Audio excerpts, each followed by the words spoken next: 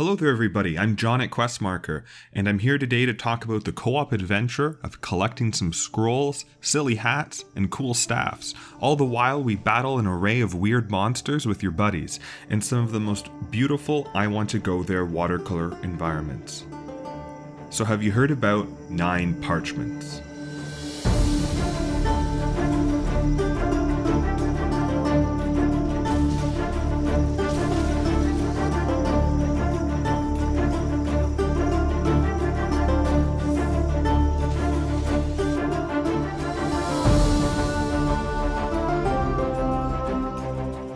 Nine Parchments is a wizardly adventure, set in a far-off mystical land with pointy hats and kooky wizards.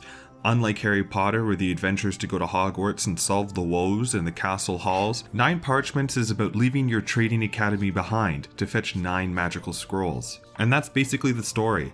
There's a small cast of odd characters and colorful bosses that dot the landscape. The voiceover lines that transition levels are the closest we get to learning more about this world we're exploring. Humongous cat! Run back to your owner, Kitty. I have no time to entertain you. I entertain myself, Mr. Fire Wizard. Marvick, isn't that your name? It is! Are you sure you're nobody's pet there? No cat truly is. Some of the environments provide hints at what the broader landscape might look like, but we don't get any kind of gripping narrative out of 9 Parchments, which, to me, is a little sad. It's such a gorgeous place to explore and go on a little trot, and I kind of wish we got something more to tie together our exploration, our quest, and the world. With the shallow narrative aside, 9 Parchments is a game about teaming up with wizardly friends and romping around, slinging spells, managing mana, and trying not to get electrocuted, burned, frozen, zapped, destroyed, or incinerated by one another. 9 Parchments is about a game of newbie spellcasters trying not to kill each other while diversifying their ways of potentially killing one another. Each character in 9 Parchments start off with 3 predetermined spells, and you begin your romp through the seaside countryside. Enemies are color coordinated with different spell types to give you a heads up about what they're immune to. Lizard guy with red skin? You probably can't cast a fire ray at him. Lizard guy with red skin and a blue bubble shield? You can't use ice magic to break the shield or fire magic to destroy him. And then later on, when stuff gets really intense, some enemies will have immunity auroras, so you could have a lizard guy with red skin and a blue bubble shield surrounded by a death aura, which means you have to swap back and forth in your spell pool to burst down each of the corresponding immunities so you can finally nail the guy. If that seems intricate, just wait until there are half a dozen enemies on screen and each might have a different combination of immunity types. Yeah, I know, it's freaking chaotic. And that's where 9 Parchments thrives. The seesaw of elemental power is where you have to strategize the most. Most of the game could arguably be very linear, and you don't get overwhelmed with complex enemies at normal difficulties. In the later portions, you'll start to encounter these mobs of enemies where half your repertoire isn't going to be the most effective. But John, you said you only start with 3 spells, so what's half of 3? Or do you get more? Aha! I'm glad you asked, Jimmy.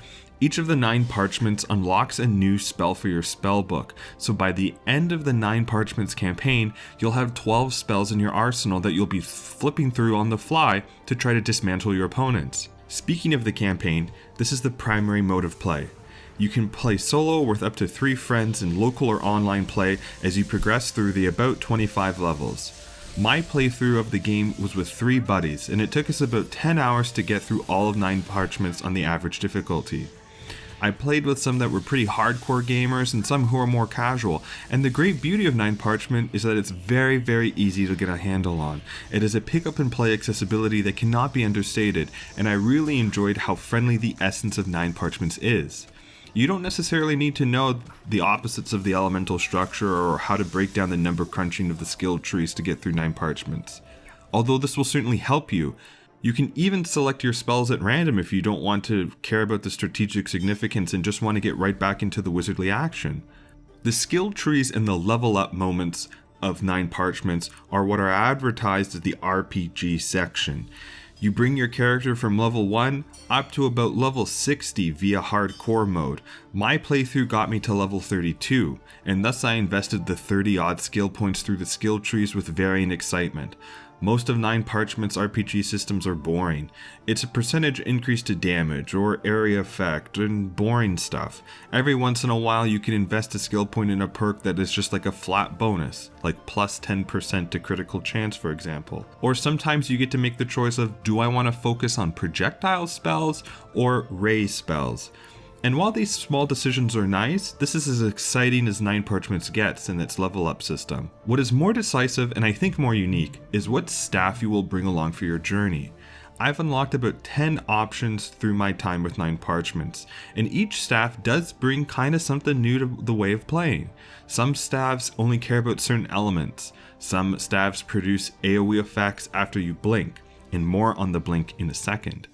And some staffs just affect your cooldowns or your raw numbers.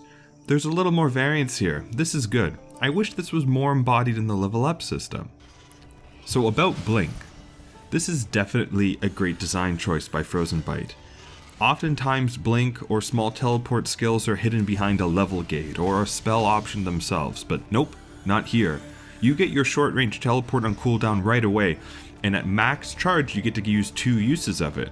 This is great, and it adds movement and positioning as an important consideration on the magical battlefield. But with movement comes 9 Parchments frustrations.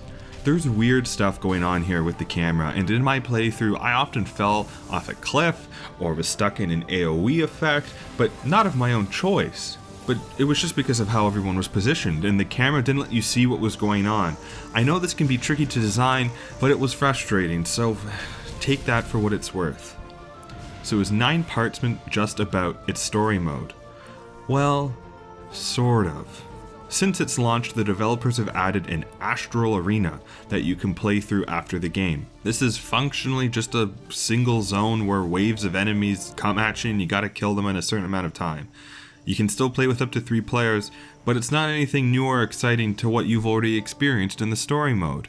Finally, while my main playthrough was in a 4-player mode, I have played 9 Parchments solo and with one other player in a 2-player mode. And let me tell you, the 4-player mode is infinitely more fun than the other options. The friendly fire makes fights exciting and hilarious and strategic. Maybe somebody decides to just be a firebender and gets destroyed by fire immunities. Mizuko, it's not gonna be much of a match.